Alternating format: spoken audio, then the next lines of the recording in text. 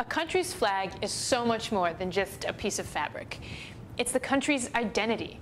It represents inspiration for people to rally around, for both individuals and groups alike. In essence, it really makes us one.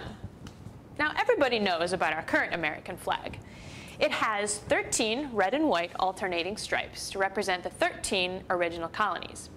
In the left-hand corner, it's a blue background with 50 white stars, one for every state in our union. So most people know that, right?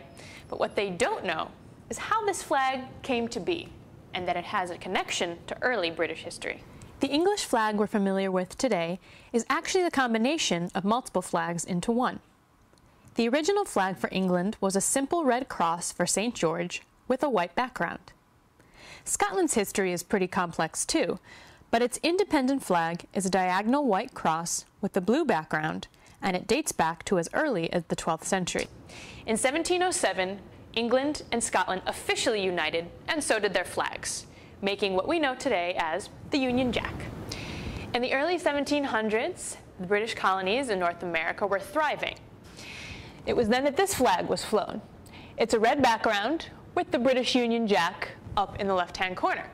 Now, I bet this is starting to look familiar, because even then, the colonies were starting to get an idea of what the American flag would end up looking like. There are several different kinds of patriot flags. They have symbols, they have words, they have a combination of both. But it wasn't until 1777, a year after the Declaration of Independence was signed, that the Continental Congress created a resolution of what the flag would actually look like. They decreed that the flag be 13 stripes, alternate red and white, that the Union have 13 stars, white against a blue field, to represent a new constellation.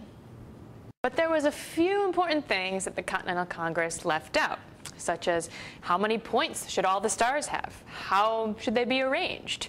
Here's where history starts to get a little fuzzy. A lot of people have grown up with the story that a woman by the name of Betsy Ross presented the first American flag to George Washington, in which she showed him 13 5-point stars arranged in a circle on a blue background. As neat as that story sounds, there's no evidence to actually support that that really happened.